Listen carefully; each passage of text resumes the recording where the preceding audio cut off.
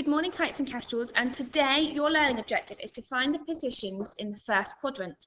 So the last two steps we did were recap lessons, so hopefully that will help build up the skills that you needed for today's session. So to start off,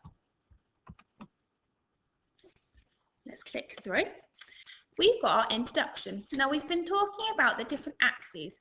So in class, I've spoken with the children about labelling the X and Y axes. So a little trick of ours is the Y. See on the Y, it's got a long stem, and that's how we remember the long one as the Y. So the vertical line is the Y axis because it's nice and long like the stem of the Y. And the X, because it's short and across, is the bottom, the horizontal line. So we are going to work out what the coordinates are for A, B, C, D and E. So a little trick again, we speak about going along the corridor and up the stairs. So along the x-axis first and then up the y-axis. So I would like you to pause the video now, jot down the coordinates for A, B, C and D. Oh, C, D and E. So there's E as well. And then think about, does it matter which way around the numbers go when you write them in your brackets for the coordinates? Why is that important? So pause the video now, have a go. So in your books, A equals, B equals, C equals, D equals, E equals. So have a check now. You can mark your work as we go. And were you right? So the last one, does it matter which way around you write the numbers? Yes, it does. The x-axis must be recorded first. Okay, because otherwise it might be mistaken. So we can clearly see, oh, went to the wrong side. This is the y-axis, the vertical, and the horizontal line is the x-axis. So now your brains are warmed up, we are going to look at these coordinates. And I'm going to ask you to write down the coordinates for A, B, C, D, and E. Okay, so pause the video now. Remember, along the corridor, up the stairs. Great work. So for A, remember our brackets, 4, 3. B, 8, 4.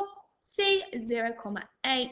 D, 10, 0. And E, 2, 2. It's really important you remember your comma, 1 digit per square. If you're writing on lines, it does not matter, okay? So each point moves 2 squares to the left. I want us to write the new coordinates for each point. Okay, so if it's moving 2 squares to the left, watch my mouse, okay? So D, okay, here is my mouse. It's going to move 2 squares to the left of each point. So here we are. I'm going to count from here, 1, 2. So its new position, okay, along the corridor, up the stairs, 0, 6. Okay, so you're going to do it for each point.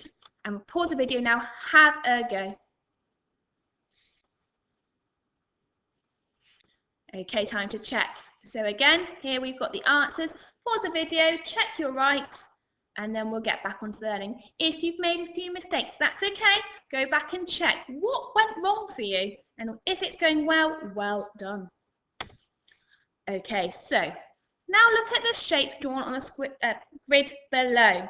So you're going to write the coordinates of the vertices of the shapes. Remember, 2D shapes have vertices, and the vertices are the points. They've got 4 vertices.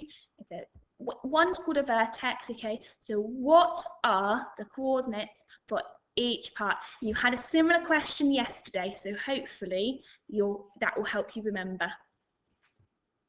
So here we go, our first one. We've got 3, 8, 7, 8, 3, 4 and 7, 4, and I can check. Okay, so this point here, go along the corridor to 3, up the stairs to 4, and I have 3, 4. Here again, so I go along the x-axis, up the y-axis, 7, 4, so it's correct. So make sure that you are doing this as your steps. So let's solve a problem here. So we are going to draw out this grid in your books, okay? Remember, when we draw a grid, we make sure that we label, if you're using line paper, use the lines to help you.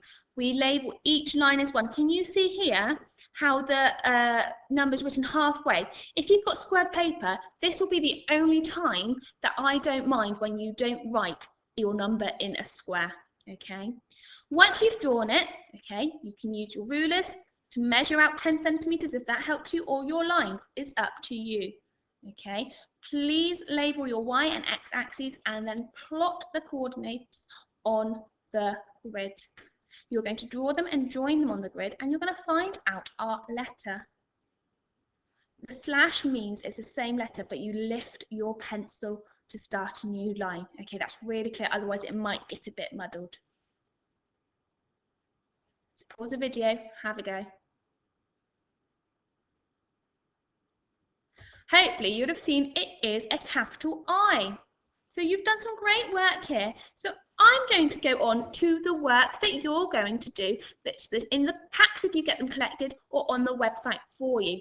So if you go to your white row sheet, we'll talk through the questions, and you can pause the videos and have a go with me now.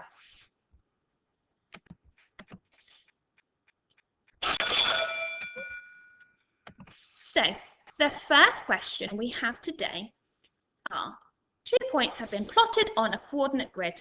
Whitney and Jack are working out the coordinates of point A. Whitney says the coordinates of point A are 7, 4, and Jack says the coordinates of point A are 4, 7. Who do you agree with? Write the coordinates of point B. So remember what we were talking about, how we go along the corridor, the x-axis, up the stairs, y-axis. Okay, so we know that we can name the axes. We don't just want to say when we're describing it to somebody, we go along the corridor. We need to name the math that we are doing. So have a go now. You can pause the video and then we'll go on to question 2. So question 2, 8 points have been plotted on the coordinate grid. Write the coordinates of each point. Okay, so you can write in your brackets, so they're all done for you. So remember your trick. Go along the x-axis, up the y-axis, okay? And think about, for question B, which 2 points have the same x-coordinate, which 2 points have the same y-coordinate. So you've got your axes here. You can see that the x-coordinate will be your first number, and your y-coordinate will be your second number. So question 3. Plot the points on the coordinate grid. Again, use what we have learnt. I'm really confident that you'll be able to have a good go. So pause the video, have a go. Question 4. A triangle has been drawn on the coordinate grid. Write the coordinates of each vertex of the triangle. Remember, vertex is another word for point. Okay, so we've got L, M, N. Again, you are just writing the coordinates for them. Question 5. Annie and Ron are working out the coordinates of point P. Here are their answers. Who do you agree with? What mistake has the other person made? And here, think about our sentence stem. You're going to say their names. So Annie or Ron has made the mistake of, or I know that Annie/Ron is incorrect because, or I know the mistake that Annie or Ron made is. So you are not starting with because. You need to write down your reasoning, please, because I'm not seeing enough of it.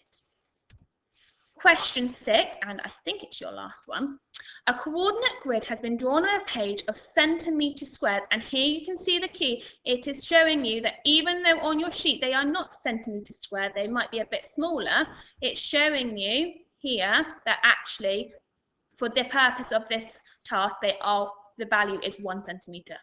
So, question A, the coordinates of 3 vertices of a rectangle are 0, 3, 7, 3, and 7, 0. What are the coordinates of the 4th vertex? So, draw it on to help you, okay? So, plot the ones you know, and then where would be the missing one? Think about what you know about a rectangle. What are the properties of a rectangle? So for B, you're going to work out the area and the perimeter of the rectangle. You're going to have to think back to the learning we did in the autumn term, and you all did great at it. But don't get confused between your area and perimeter. Really think back. Is perimeter the outside or the inside of a 2D shape? Have a think. I'm not telling you the answer for that.